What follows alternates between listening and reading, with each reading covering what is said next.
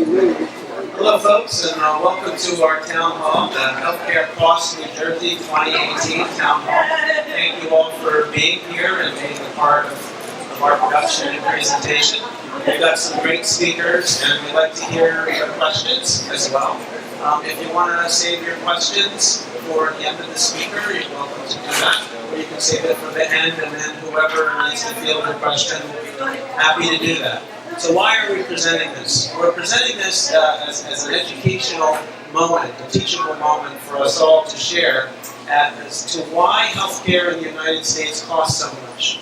You know, we all recognize quality. Everybody says, well, I know what quality is. I know it when I see it. But, you know, just try to put equations to that, or, you know, depending on your perspective, it may be different for different people. And that's why it becomes so difficult. So our job is to try to pass on what we found over decades of experience in school and thereafter. So we'd be happy to pass that on. I'm Dr. Craig Wax. Some of you may know me. I'm a family physician here in Mullica Hill. Residency trained in practice for 20 years. I'm in solo practice. I have the special position of being able to work with people and families and for generations on a one-to-one basis. But it's difficult because of third parties, insurance company, state and federal government regulations. And we're going to talk more about that and what you can do about it. And I think that will be the most important thing. You can listen to Rowan Radio at 9.7 WGLS FM, Thursdays at 5:30, and you can hear similar material as well for the radio show that I do there.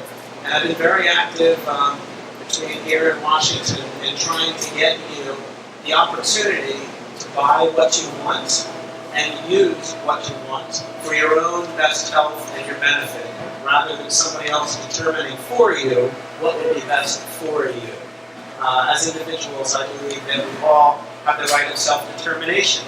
And that's what drives us to do better. And I think that's very important. So without further ado, I'd like to ask a few questions and introduce our first speaker.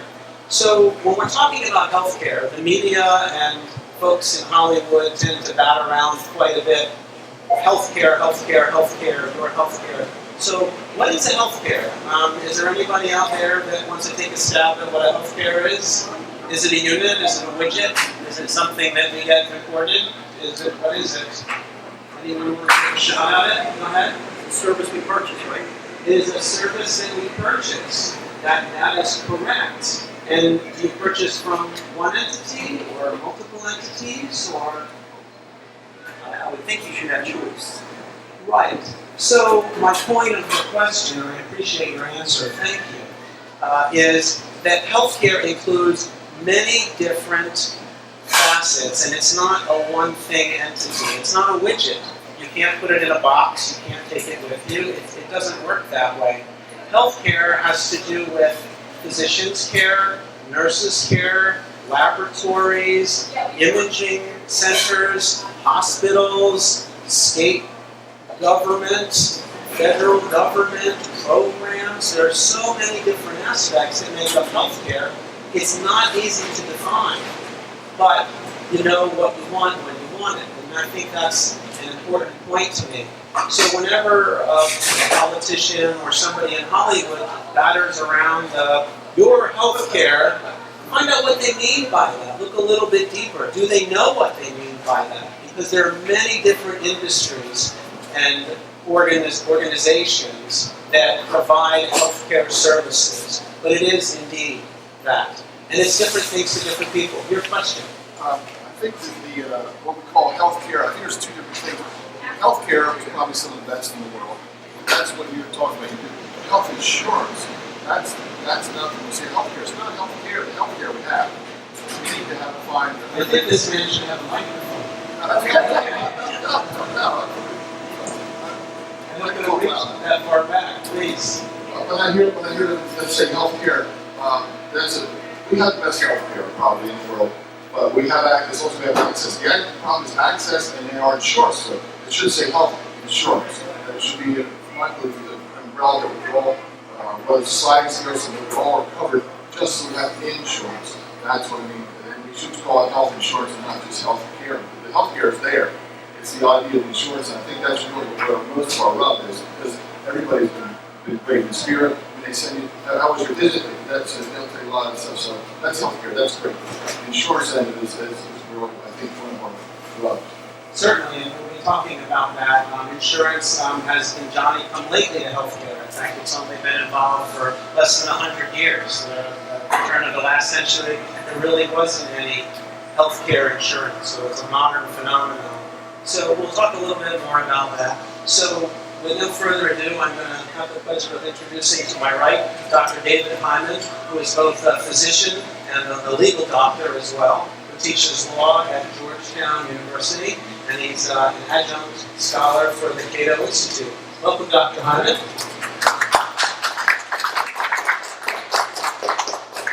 Thank you. So I think I got asked to come and speak to you on the strength of this book that was recently published by the Cato Institute called Overcharge: Why Americans Pay Too Much for Healthcare. And I checked, it's $13.56 in Amazon for anybody who's interested.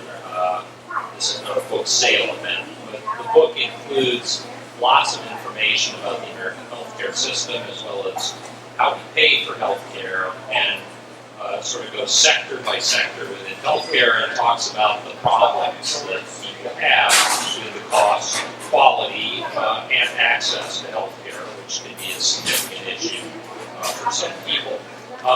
So a lot of what I'm going to say is drawn from the years of work that I, along with my co-author Charlie Silver, put in working on this book and other articles I've written. But before I talk about that, let me just start with a simple question. How many of you have received a surprise medical bill or know someone who got a surprise medical bill? Raise your hand.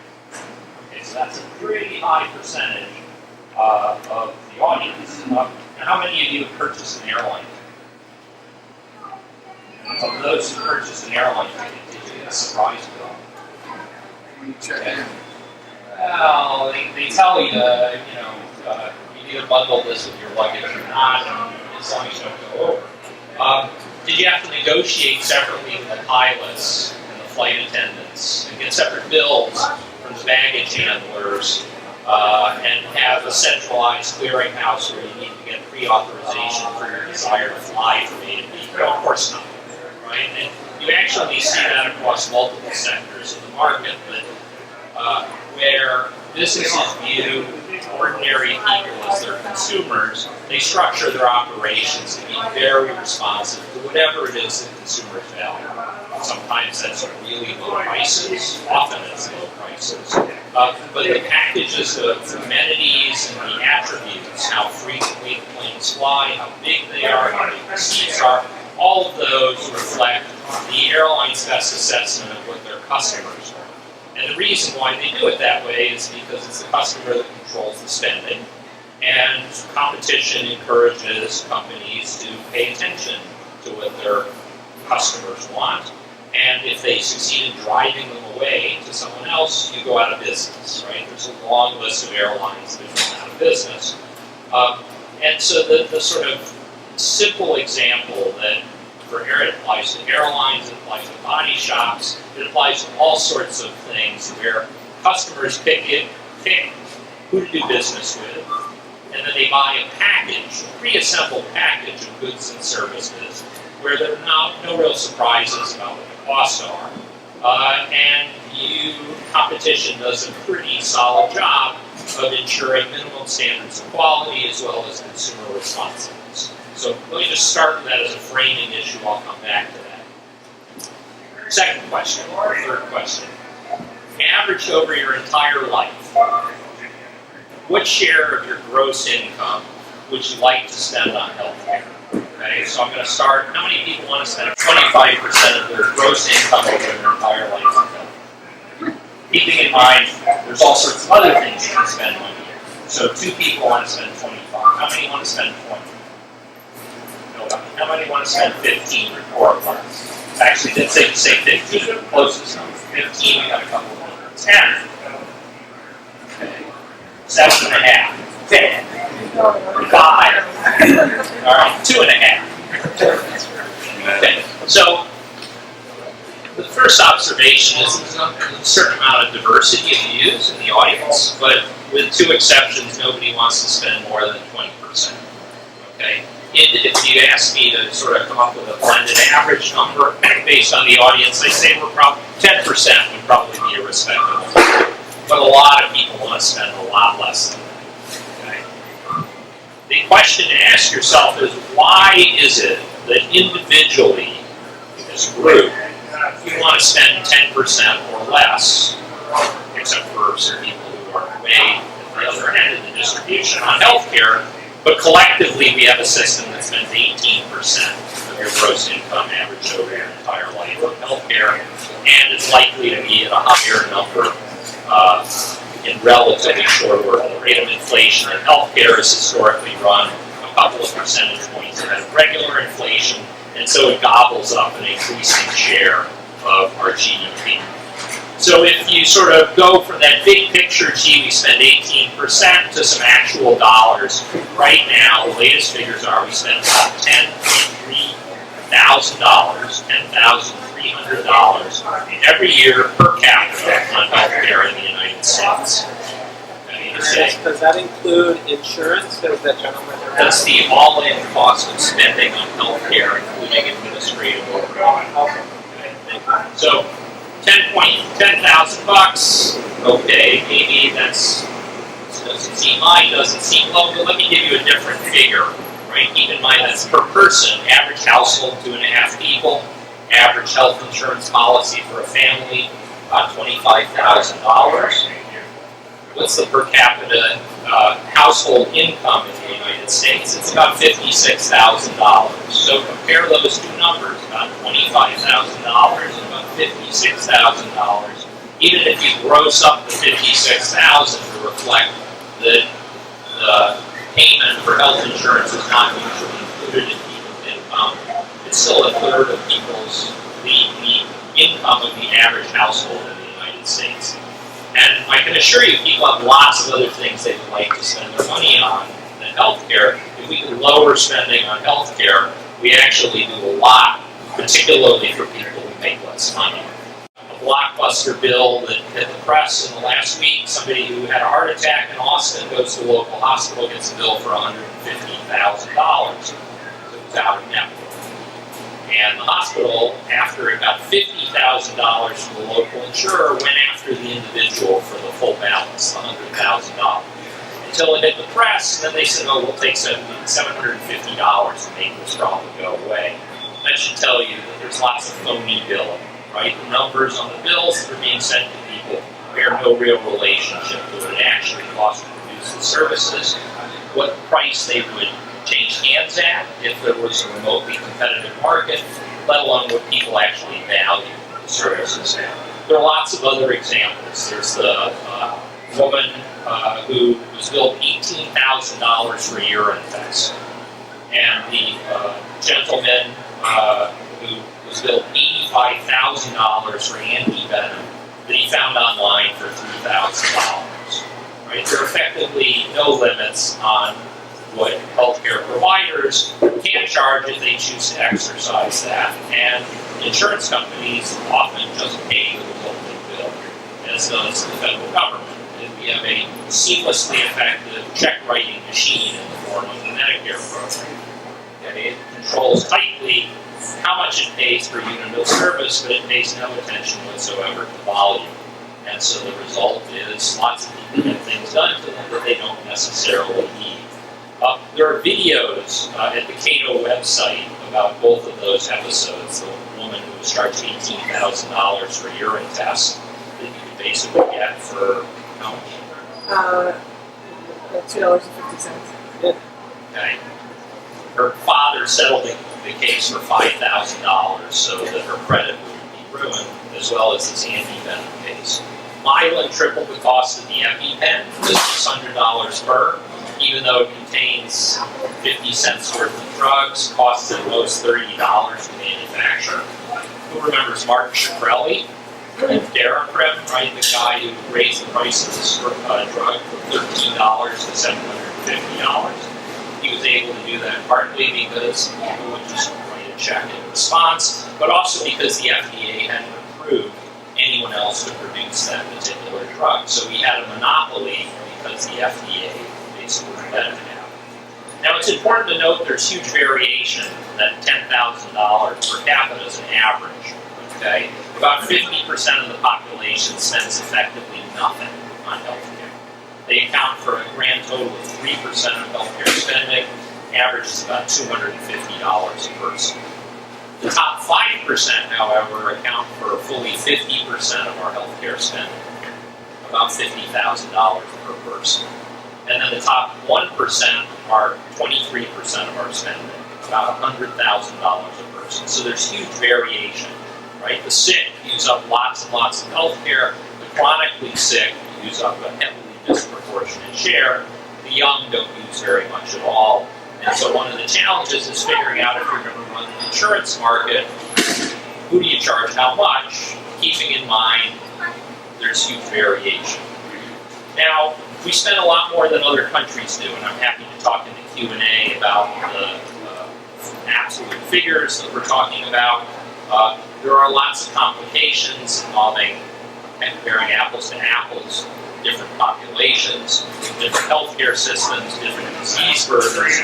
But a big part of the reason why people think we ought to improve our healthcare system is we're a significant outlier in healthcare spending relative to lots of other countries.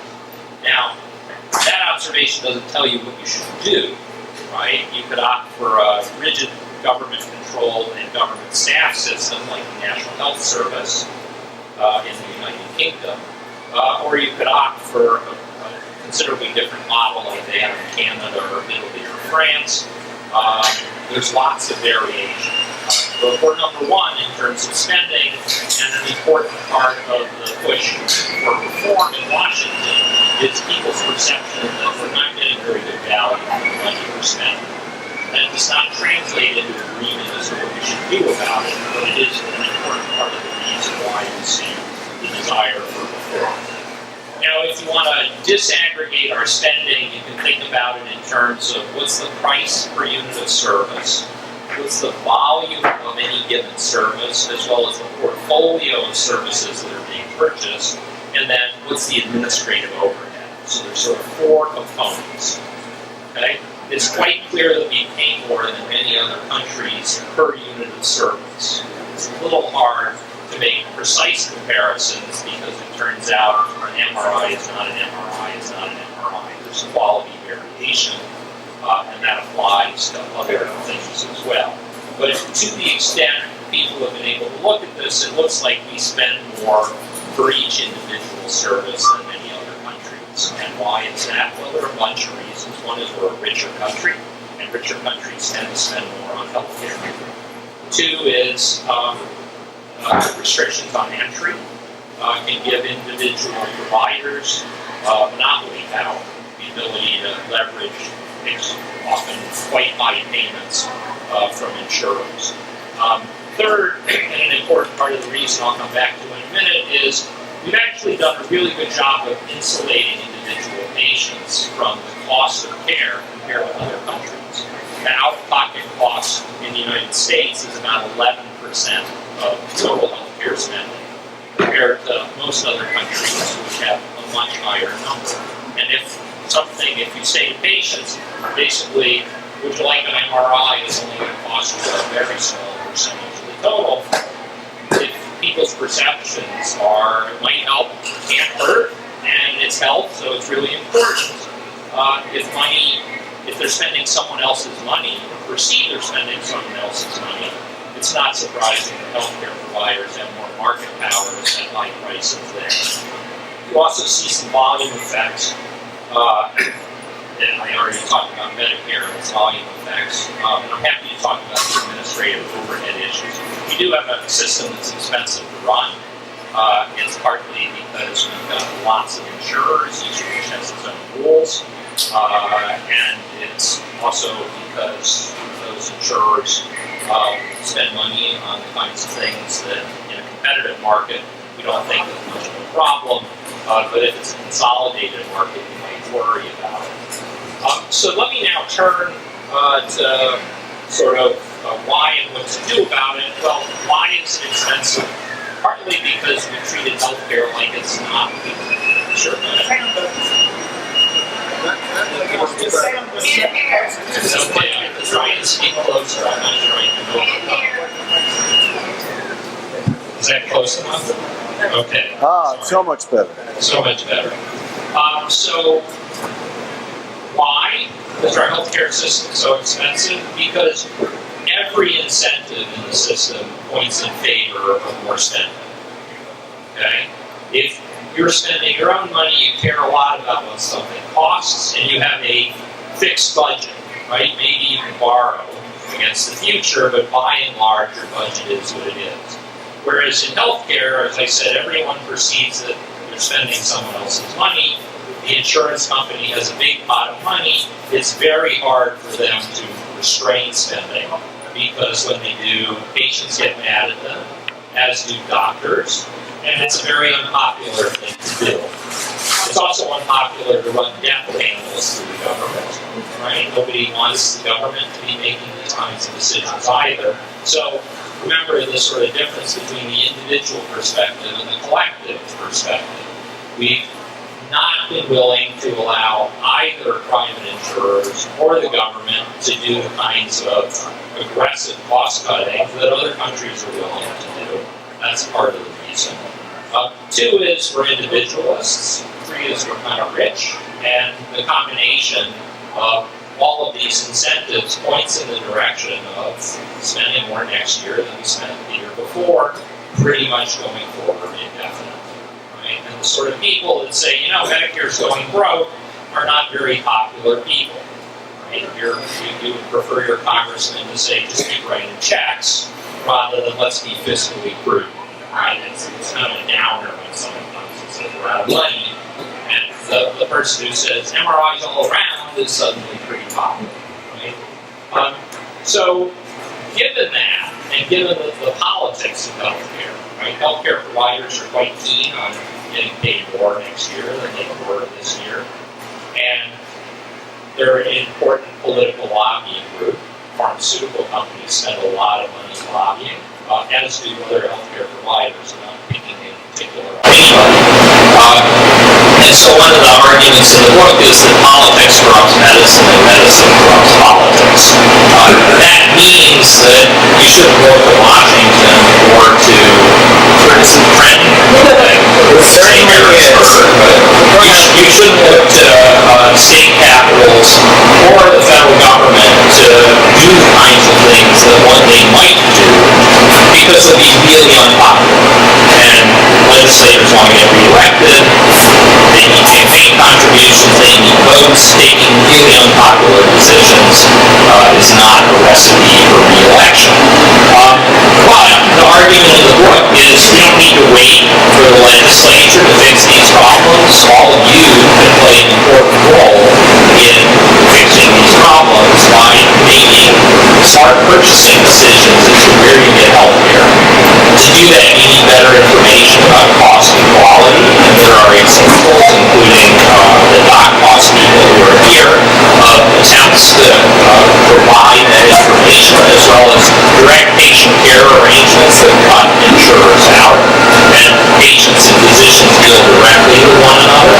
That's people spending their own money, as opposed to everyone thinking that insurance is going to be always available with an open checkbook, is the way in which we're likely to see real improvements. Phil Graham, who used to be in the Senate, once observed if we paid for food the same way we pay for health care, I eat better and so do my dog, right? When somebody else is footing the bill, you suddenly have an incentive to go for steak as opposed to chicken, and to have steak 6 days a week instead of once every 2 weeks. And I think the same insight, that is, having people spend their own money, reserving insurance for catastrophes rather than expecting it to cover anything and everything, better information, and subsidies for people that we want to subsidize, right? If you don't have money, you shouldn't expect people to be out there aggressively purchasing, but rather than give them health care, rather than give them in-kind services, we should give them money and let them turn them loose and let them, just like we use Social Security, services, or you can get the money. We opted to get the money. Okay. So the book has a whole chapter on blind alleys and lost causes. We talk about the morality of health reform. We talk about Medicare for all. I'm happy to answer questions about those things if people have them. Let me just wrap up with sort of slow and telling observation. My mother was hospitalized recently, and my father was there with her. She was admitted, and the nurse walked in, and my mother was there, so I got this verbatim. The nurse walked in and was asking all of the usual questions you want to ask after someone was admitted. And the nurse said, "Do you have any financial concerns regarding this hospitalization?" And my father looked at her and said, "Not yet." So if we're putting people in that position with our existing very expensive healthcare system, we ought to come up with some different strategies. So the book has one set of those. Thank you.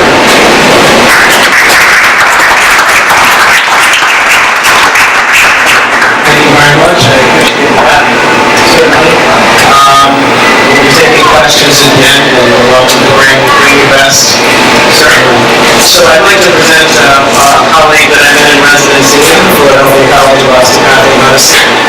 She went to Philadelphia College of Osteopathic Medicine and did residency there in family medicine, which is where we met. We kind of had powered our lives into family practice and private practice ourselves, and I work for others, and it's interesting, and I don't want to speak for you per se, but I don't speak for my wife either.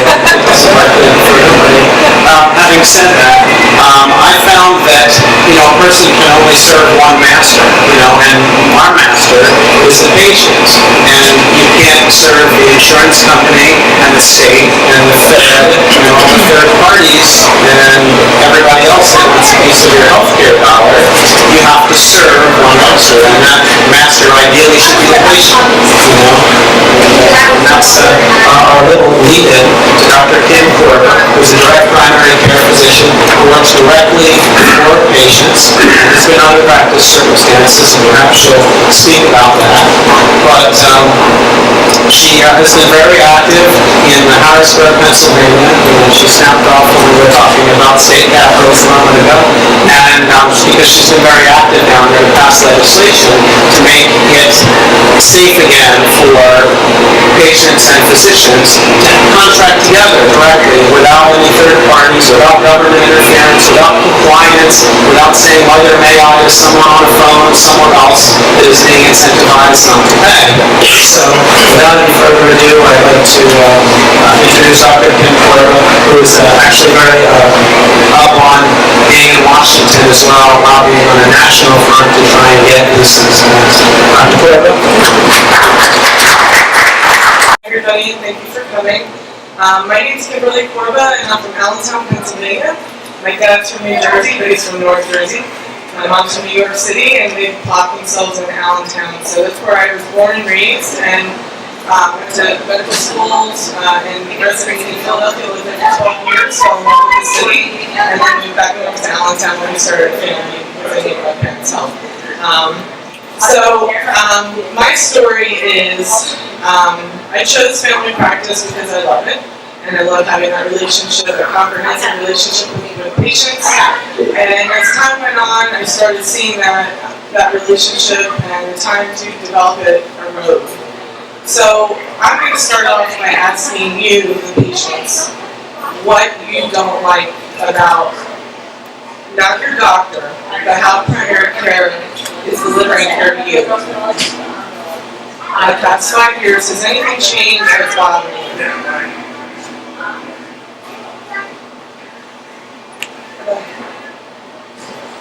The lady first in the back, sorry. It feels like a fast food, especially after a birth care, it's like in and out.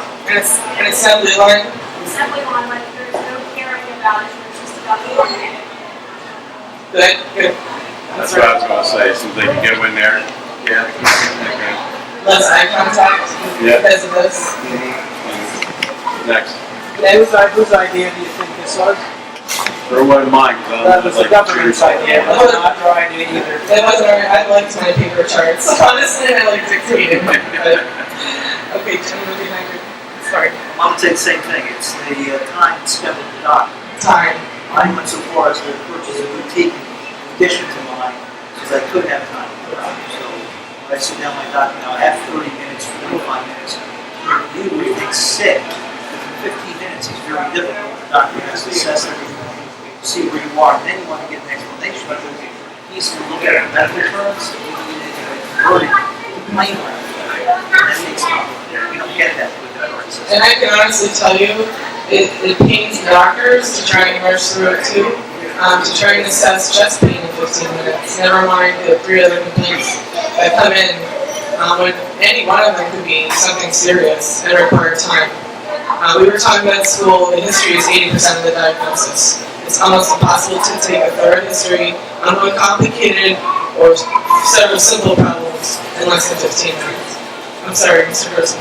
No, first of all, about five of my doctors retired in the last 5 years, and they were in their late 50s, early 60s. Number two, the doctor I had was the son of a friend of my father living in the same house. Suddenly, his office is gone. They have a new central location. He doesn't even have an office anymore. Within the building, he comes on like a thing on wheels with an electronic thing. It was just the weirdest thing. Have any of you had the pleasure of having a scribe walk behind the doctor? What do you think of that? So, this is like one more person into the examiner. Right? I'm sorry, go ahead. I understand what you're saying. Mike, please. Mike, please. We can't hear you. My experience has been when I reach out, and I understand what you're typing and everything, but it's a good professional. If I need as a good consumer, I have to say, hold on, doc, I have another question for you. I understand the pressure to do it, but I'm scheduled to check. It's been very professional the last 5 years, so I understand your thoughts on that, but if you're a consumer and you have more questions, don't walk out and sit out if you have some questions. It's moved up. Is your practice private, the one that you go to? Or is it owned by a hospital? I don't know the private practices. The family doctor. Excuse me. There's not many independent hospitals. Not all of us. We're the independents. Okay, so let me tell you a little bit about direct primary care. Anybody know what direct primary care is? I know you guys know. Anybody else here know what it is? Okay, so what direct primary care doctors do, and it's growing like wildfire across the country. Some states it's growing a lot faster than others.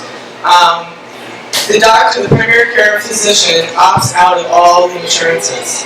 They break their contract.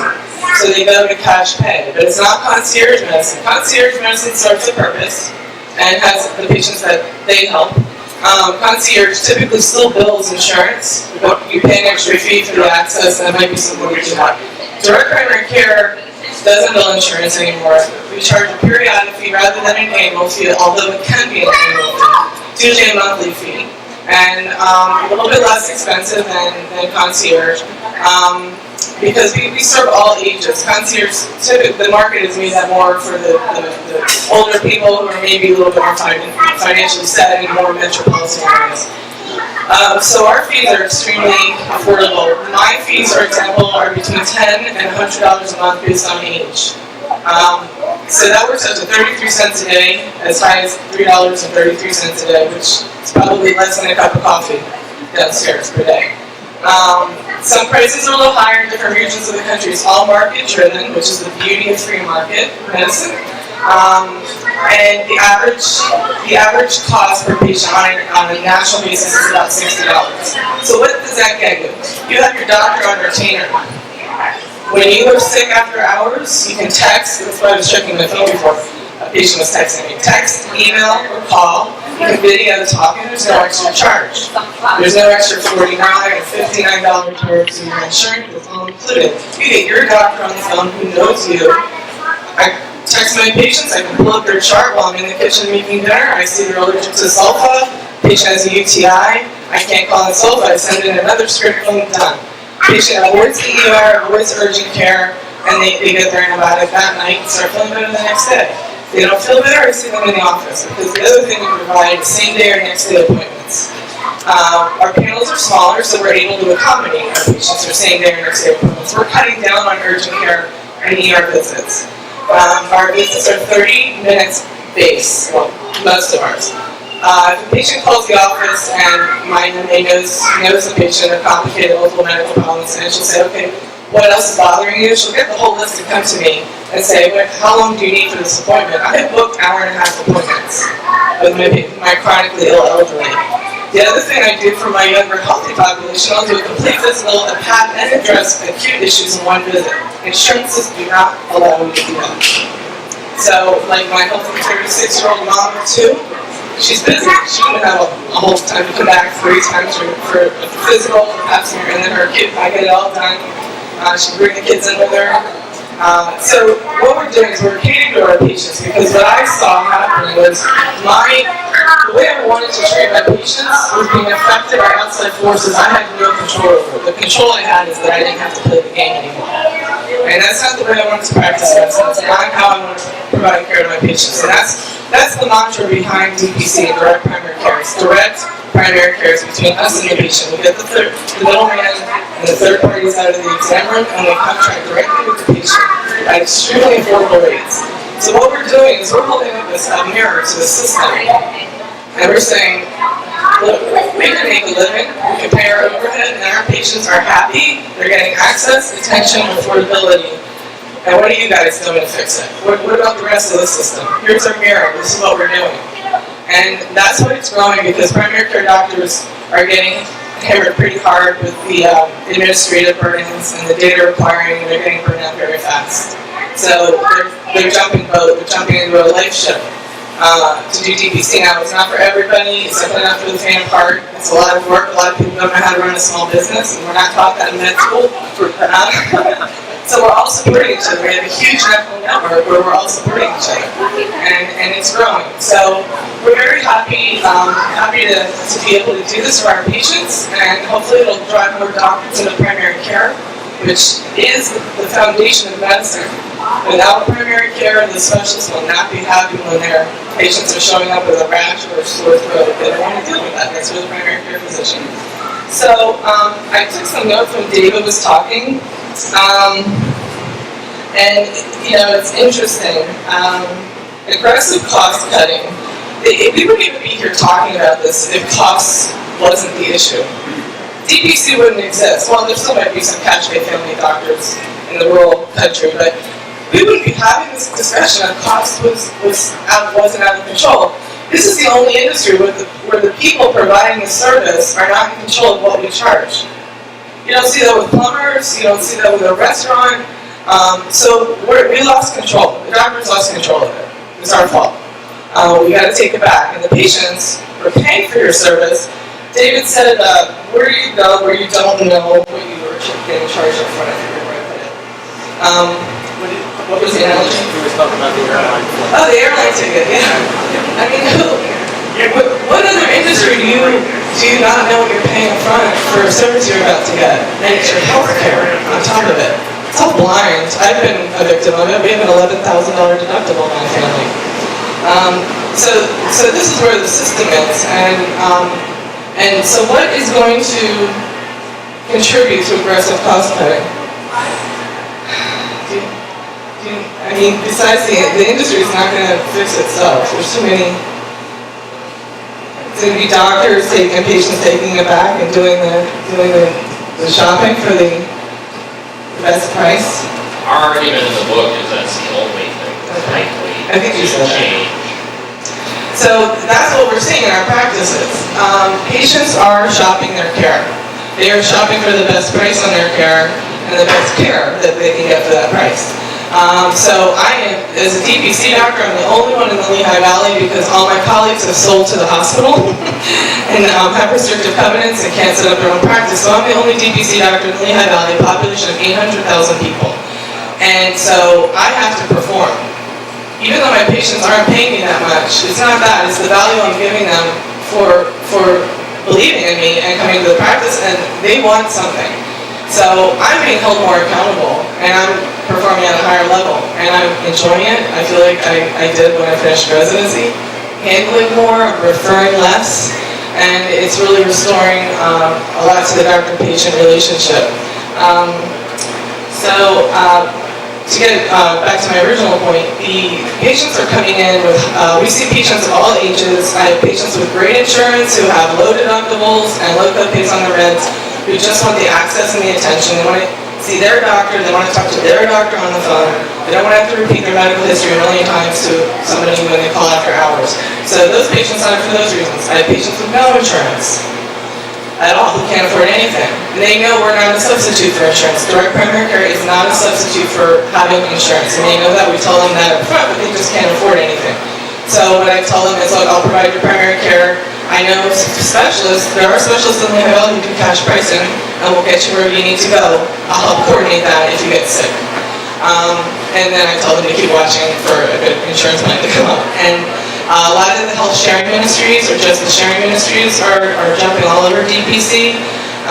We have a lot with a high deductible. My one family has a deductible of $30,000 in my office, family of 5, and they told me they do not want to put one thing through their deductible. The money they're saving by coming to my office and getting I can dispense medications in-house in the Commonwealth of Pennsylvania. Doctors can't in New Jersey. But the money they're saving on my wholesale discounted medications, my discounted arrangement with the imaging center for x-rays, CTs, and MRIs, and the discount on the labs that I draw in my office, that money they're saving they put aside in case they need to hit their deductible. So that's kind of what we're seeing. People are shopping their care, though. They're getting these high deductibles, and they're going out and finding the best they can. Now, my Medicare population, when they hit the donut hole, they love the access. I'll sit there and call the specialist while I'm in the room with the patient to coordinate something, if there's an abnormal lab, or they haven't made their follow-up appointment yet. That my elderly patients love that. And they hit the donut hole, though. You know, the Medicare patients, unless you're not on a lot of meds, you hit the donut hole. Most of my patients never come out of the donut hole because I get most of their medications at wholesale. If they're on a brand, even with still paying for the brand, the rest of their generics are still cheaper than what they would pay. And I have some case examples I could go over, but so that's what's happening with the Medicare population too. Yep. In Pennsylvania, where Kim practices, the laws are allowing physicians to dispense. Like, she can buy a certain acid-blocking medication for, say, $9 and pass that on for, say, $15 to the patient as part of the service. Where in New Jersey, that's not legal. The law is written, unfortunately, in New Jersey, where a physician can only dispense in their office a 7-day amount of medicine. Now, if any of you are on blood pressure pills or diabetic pills or cholesterol pills, like most people, unfortunately, those medications in New Jersey, I can't buy as a physician. So that's something that we can take up, and that's a ball that we all can carry to Trenton, you know, who's in everybody's back pocket. We can bring to them, hey, we want our physicians to be able to buy discount medications and sell them to us cheaper than Walmart does. I mean, medications and imaging can be a large part of what goes on. Just to piggyback on that, if you don't mind. For example, no worries. So I know a patient that went for hospitals of universal prestige and what have you.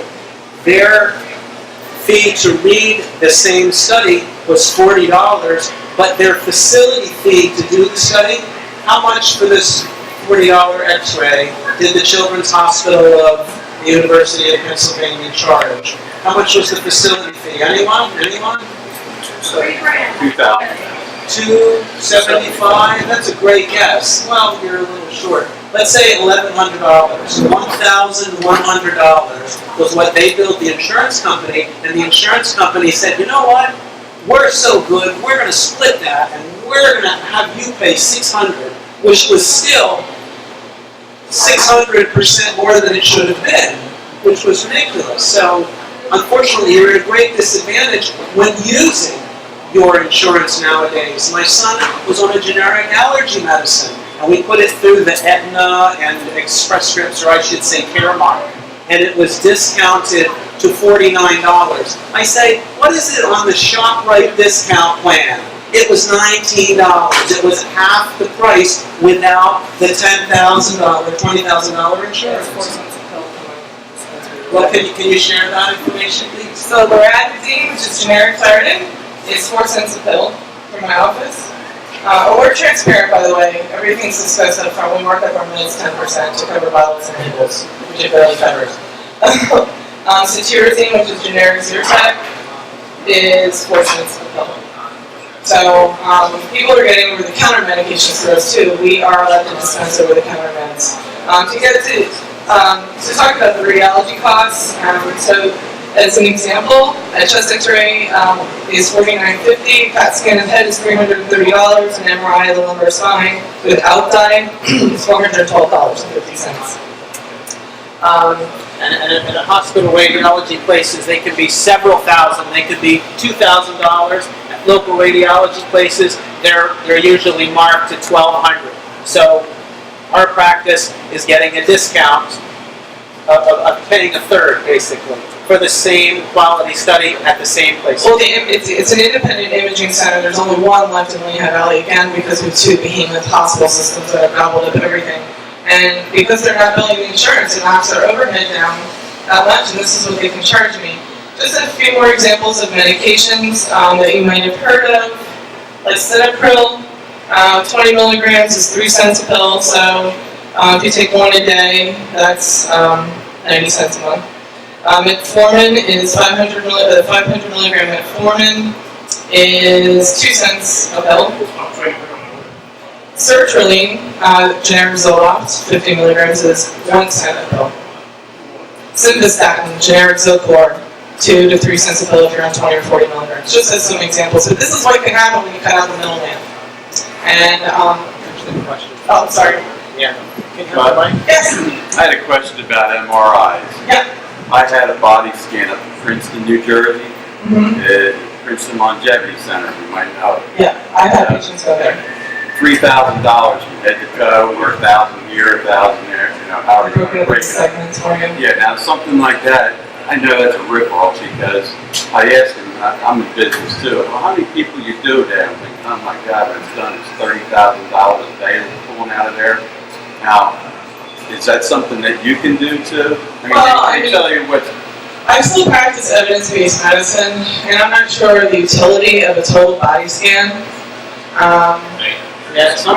Sometimes total body scans, you got to be careful what you wish for because you find a lot of things to chase that may not be things. So it's a risk benefit, and it totally depends on the patient, their resources, and what their motivations are as to whether it's an appropriate study. That's why third parties are in no position to decide these things. State governments and federal governments are in no positions to decide what's right for you and your resources. Well, right, and that's what. So suppose you want the total body scan, and I sit down and talk to you and say, there's no evidence to show that this, well, the CAT scan of the chest is showing that it's picking up lung cancers, so they're endorsing the screening of low-dose CAT scans of the chest. For the other body parts, there's really no evidence to show that it's picking up things sooner or increasing longevity. So that's, and now I can sit down and discuss that with my patients. And if you want to spend your healthcare dollars, and I could break it down into section and send you to my discount imaging center, if you really wanted to go, we would have a full discussion. I would document that you're aware, and that you're aware of the chance of finding what we call an incidentaloma, which is what Craig's talking about. So suppose we find an adrenal mass, and you have no symptoms. Well, now that adrenal mass has to be worked up, there's a good chance it's benign. But now you have to get that worked up, and we have to go to see a specialist and possibly have annual imaging to make sure it doesn't get bigger. Now it's good we found it, but there are going to be benign things, that may cost you more money. So those are discussions, but that's about informing the patient. This is all about talking with the patient, discussing, and letting you make an informed decision. But would it be any cheaper? Oh yeah. So I was kind of ripped off. Oh yeah. CAT scans about $300. CAT scans are about $300 per body segment, so maybe $1,200–1,500 per whole body. Yes. In New Jersey, our three largest industry. In New Jersey, we are number one, pharmaceuticals. Oh, yeah.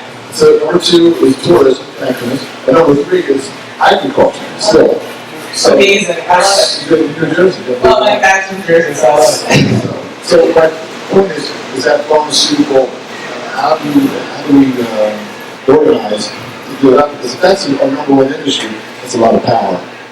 Well, see, the employee, cutting the middleman out, number one, and in any industry, if there's a middleman involved, it's going to drive up the cost of whatever product you're trying to sell. You know, employer medicine, healthcare has been a big driver in all of this, and it's costing them a lot of money. They're starting to look at alternatives because that's a huge chunk of our healthcare market. So employers now are looking at their bottom line, and when they look their employees in the face and say, I can't afford health care, it's a problem.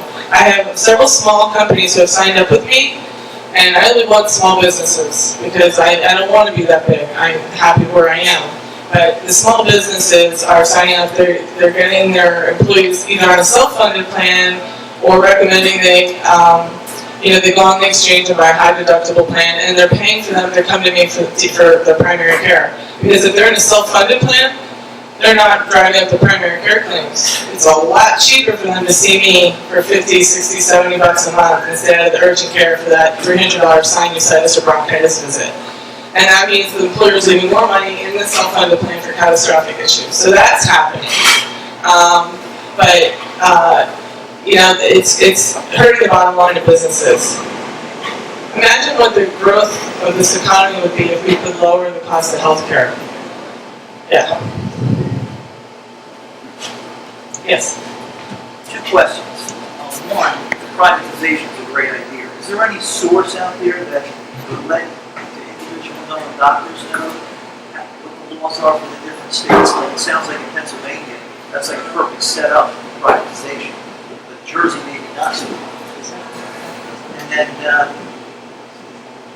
there's Dr. Phil Eskew, there's a website called DPC Frontier. And if you go in the upper right-hand corner, it's called DPC Mapper, and it pulls up the whole country, and you can enlarge it and pull up doctors by state that are in your state. And there's different tabs at the top where you can pull up the regulations state by state. is that listed in here? No, It's not, you might want to write that on the back. I don't have a pen. Hold on, I have a pen. My second question for you was, I'm listening. the privatization sounds so good. I would have a lot of patients would want to go to you. So it sounds like you manage your the amount of patients you have Yes. that you can give to good service. That's right. So we're getting a little pushback in Harrisburg with our DPC bill. The insurers were not happy, and the Department of Insurance was not happy, and they were trying to add some regulation to us. 25 states have passed legislation where it states that direct primary care is not a form of insurance. So it's not under the regulation of the Department of Insurance. It's a service. It's a medical service, right? So that legislation benefits you, or It would benefit us, and so we're trying to be the 26th state. There are 5 other states that are pending legislation. I testified in Harrisburg and then had to go back for a private meeting, and they really didn't have an argument against us because so many other states have passed it. But the argument they did take, the stance was consumer protection. So going to segueing into your question about limiting my patients, their concern was that we would go bankrupt or we would close our doors. Where would those patients go? What if we grow too big and we can't provide the service we're promising? We limit our patient size because otherwise I'm not going to be able to provide that service, and that's on me. If my business fails, that's my fault. I wanted to hear you say that point you did. I don't need Harrisburg regulating regulating me. What's the website? DPC Frontier, and then in the upper right-hand corner you'll see an icon for Mapper. .com. Yeah. Delta Papa Charlie? Yes. Thank you for your military service, sir. Yes. I'm from a military family. Yes. Quick comment. Just a quick comment. The reason why departments of insurance have a theoretical basis for being concerned about the these kinds of situations, not taking a position on whether they're right or wrong. But the problem with insurance is people who take money now and are not around later when it's time for the bill to be paid. And so they've always been very worried about people assuming insurance risk to make sure that they have enough resources. So that was an issue when physicians were entering into contracts to provide all necessary care for some specific point in time. That was why they wanted to treat them like insurance companies. Now, how smart that was and whether direct primary care fits into that model are completely different questions. The second point is I'm more agnostic about what the right solution is because I think we don't know. Part of the job of competition is to tell us what the optimal system is judged by the interests of consumers, what consumers are willing to spend the money on. Healthcare is very prone to fads. I'm not suggesting DPC is a fad, but there have been plenty of previous fads that have shown up and there have been meteoric attention, and it turns out people didn't actually value it, didn't really want it. So I think the way to figure out what we actually want our healthcare system to do is to let people make their own decisions about what they want and then force providers to compete. Maybe DPC is the exact thing that people want. Maybe it'll be the exact thing people want for 5 years and then we'll move on to something else. I think we don't know. And I think expecting people in Harrisburg and Washington to be able to figure out what everyone wants in a country as big, diverse, and complicated as ours is foolish. Thank you. I agree with that wholeheartedly. They can't figure it out. We have to. We have to provide the service. You have to shop the service. And direct primary care, their specialists doing it too. Oh, I'm sorry. What is the stopping healthcare from being spread out? This is franchise in these states and all across the country. What is the reason? I'm sorry, can you say it again? In other words, why can't insurance off state lines? What is the holdup? Well, You're talking about insurance or some other product? Help us understand what your question is. Because as I said in the beginning, healthcare is multiple different industries. Okay, so let's say insurance. Why can't insurance insure policyholders across state lines? well, the president passed a rule about the association health plans in June. It's June, which are employer-based and industry-based. So association health plans have been kind of a sleeper, and typically they are just administered with. So, you're actually asking, I think, a complicated question, partly because healthcare is so diverse. So, insurance companies are regulated at the state level as well as at the federal level. And so, individual insurance companies can decide, I want to be in this state, this other state. Cross-border sales, because we have a state-based approach, don't have the same potential to drive down costs, partly because they're mandates that the state imposes. Okay?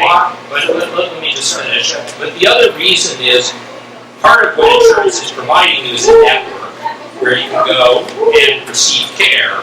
And so it's very hard for an insurance company in Delaware to write a policy for the delivery of healthcare in California unless it constructs a network where the price of that network is tied to the cost of providing healthcare in that state. So that's one aspect. The other aspect is on the delivery side, you have state-level licensing as well. So it's difficult for a doctor to just pull up stakes and move across a state border without getting re-licensed in a different state. Now the patient can come across state borders, but providers have a much more difficult time. And interestingly, this has made telemedicine very difficult to do. Right? The doctor in state A who wants to treat patients in state B, even if it's rural and there are no similar doctors, has to get licensed by state B. Each state is kind of its own fiefdom with its own regulations, its own tax structure, its own rules, and it's very hard to cross even when you're the Fed and you can make any rules you want. So it's kind of difficult in that way. And one thing I just want to, if you don't mind me just tacking on to what you had said about insurance networks from my perspective, and I don't know about Dr. Korba, are part of the problem because they limit your access to the physicians and healthcare places where you want to go. Insurance companies shouldn't make those decisions. They should say, we'll pay X percent for whatever your policy says, for whatever you're paying for, but you, the patient and the taxpayer, should be the individual person who decides what you want and when you want it, and is it worth it? Like you decided on some specialty scans. You felt that was necessary and important to you. Maybe you might not decide that. That's what makes us all unique, and you should have the right to decide what you want. But when somebody takes away your right to pay and choose, then you might not get those services, and you had to go outside even after you paid for a year's worth of insurance. And I think there's a question in the back. That's all I have, response to the gentleman's question. Okay.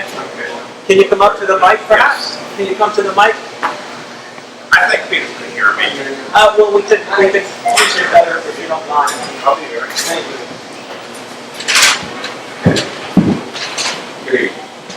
Very simple answer to your original question. Insurance, by a Supreme Court decision, and I would have to recall a specific case in the year of the early 1900s, is considered to be a function of state governments, not of federal government. So the federal government over the years, particularly since Franklin Roosevelt's New Deal, has added regulations and standards and things like that. But insurance, I don't care if it's your life insurance. I used to work in the field, all right? I lived in Pennsylvania, but I had to get a license to work in New Jersey, so that if I wrote a life insurance policy for you or you or you, I had to have a license in New Jersey to sell that policy. I don't care if it's auto, I don't care if it's your commercial insurance or your health insurance. The insurance industry is regulated by states, not by the federal government. I understand. That's why you cannot cross these state lines, and all these things are true, but there's a fundamental fact here. It's a state-regulated business. That makes sense, but why are there 20 car insurance companies, 100 life insurance companies, and how many medical insurance? Right, so those policies can be sold in other states only by an agent who's licensed in that state, but those policies are across state lines. My dad's an insurance agent as well. So life, health, disability, long term. So Maybe I'm getting it. How many insurers are there for medical insurance in the state of New Jersey? I don't know. Probably not many. But what I was the analogy I was gonna use, I'm sorry, Craig, was the president passed this rule about the association health plans. They were supposed to open up the market, allow these plans to be sold across state lines for industry groups, and down to an employee of one, which is a new benefit.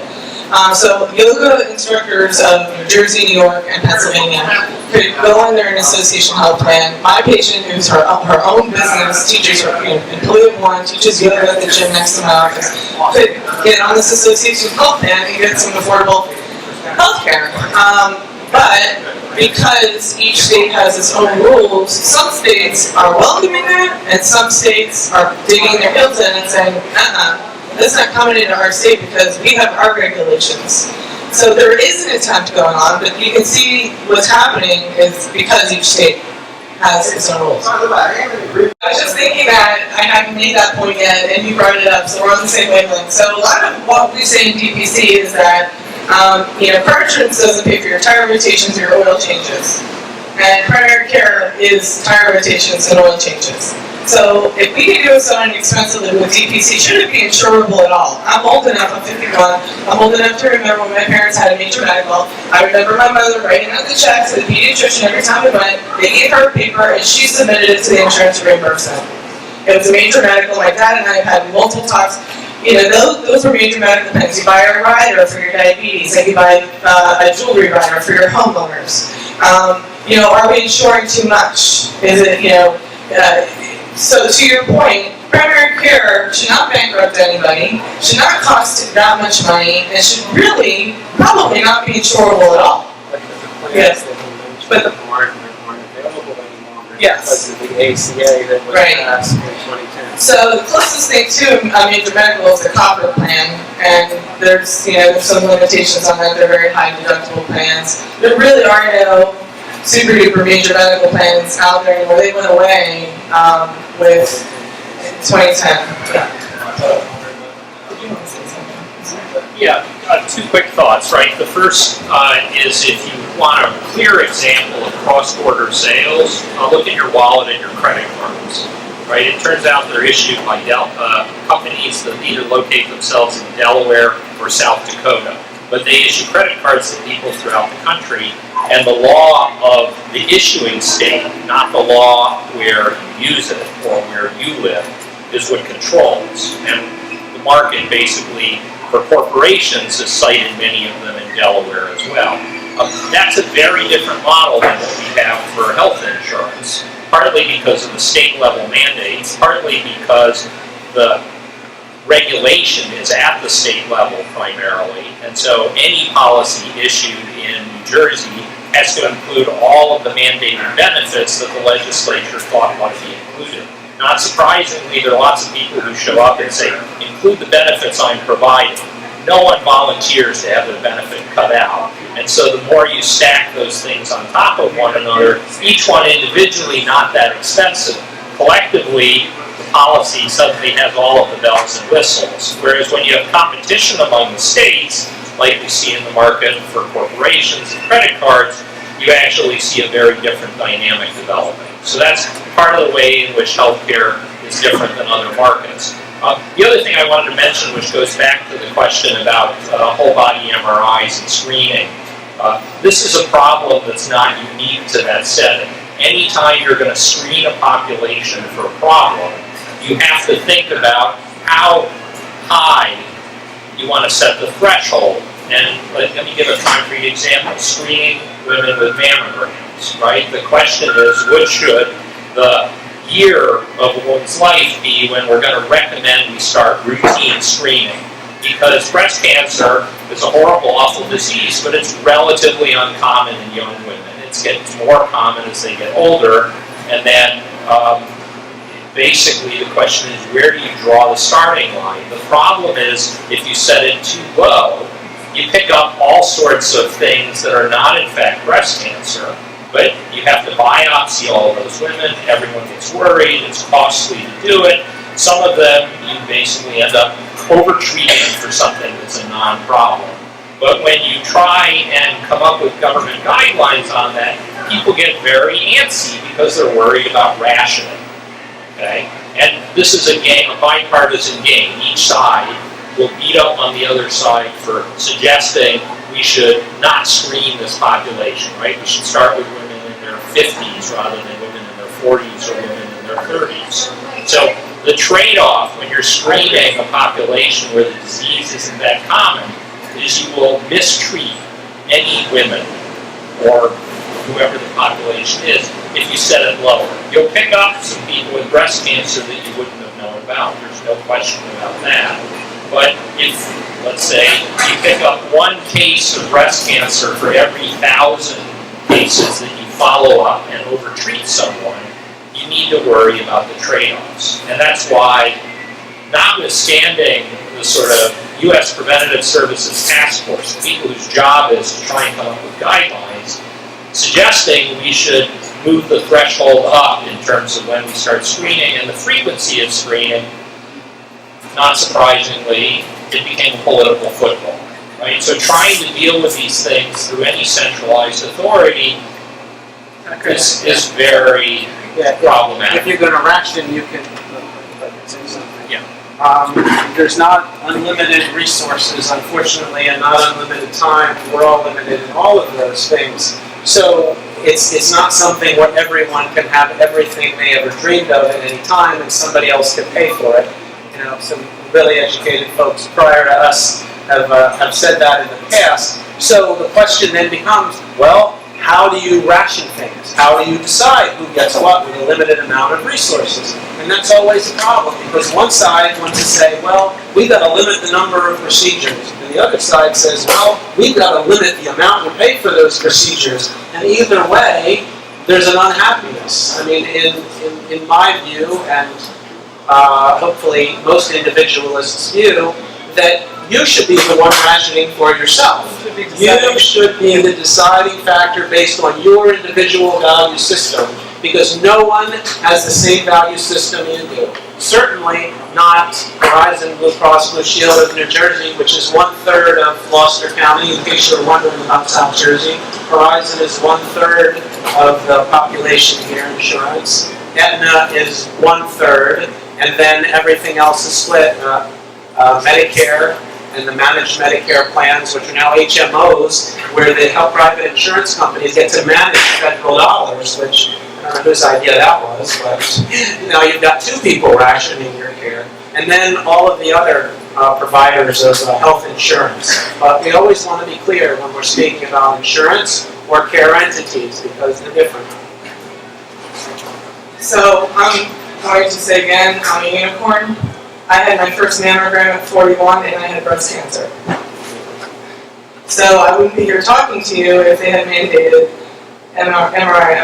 mammograms starting at age 50. I was in the kitchen making my kids breakfast that morning for school, and that news clip came on. I almost dropped the peanut butter. But it should be up to patients to decide when they get their mammograms.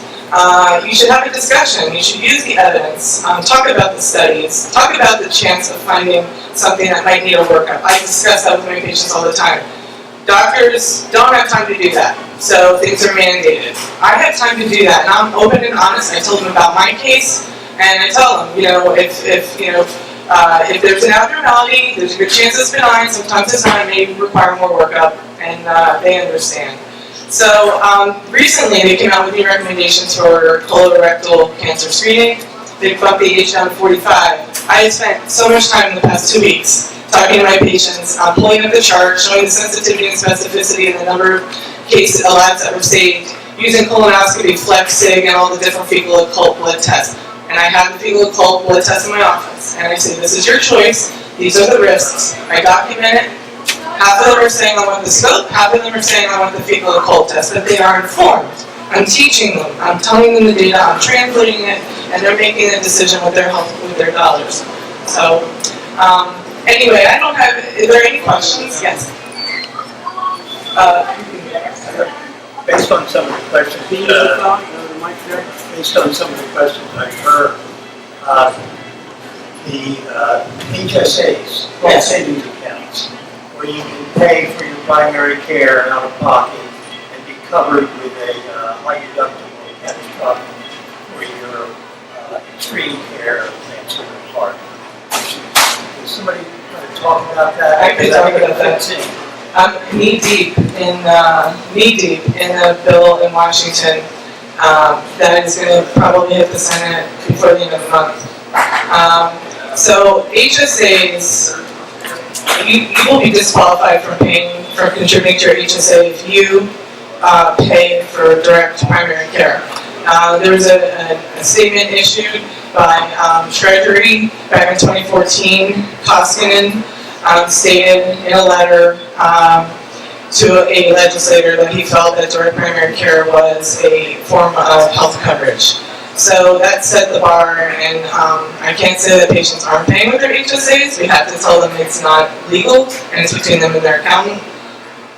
So if they get audited, it's on them.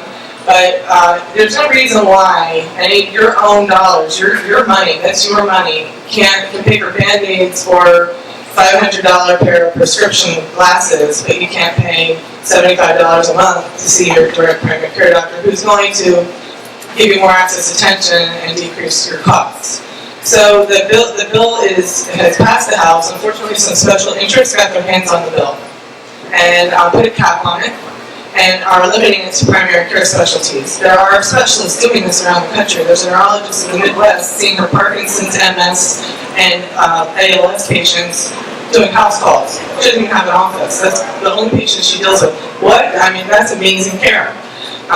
There are rheumatologists seeing their chronic rheumatology patients for a monthly fee or a periodic fee.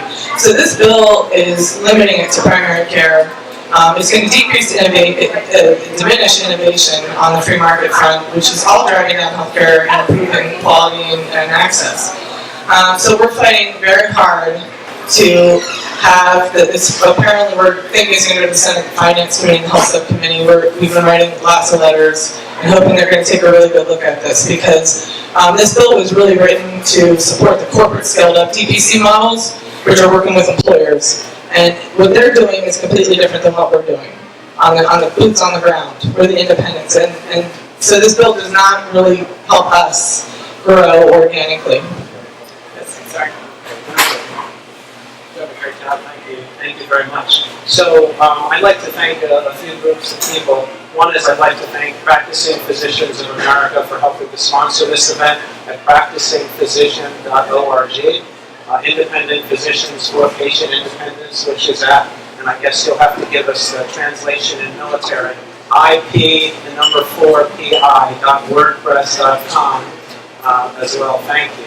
And I'd like to thank all of you for coming out and spending some of your evening tonight learning about what a healthcare is and what it isn't, what parts make it up and what kind of puzzle it is, and who you want to be in charge of it, you or another entity. I think the answer is quite clear. So I'd like to thank you all for coming out with me.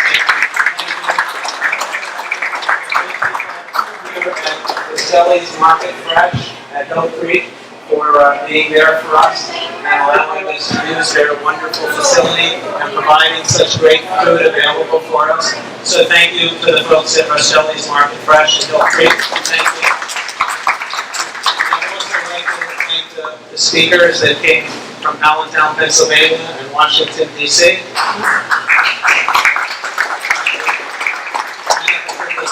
From Mullica Hill, so it's a short throw home. I went 30 miles this morning, so I'm ready to go again. So I wanted to just thank all of you. So thank you again for having us, and we hope to hold a town hall meeting next year. Thank you kindly. Be well.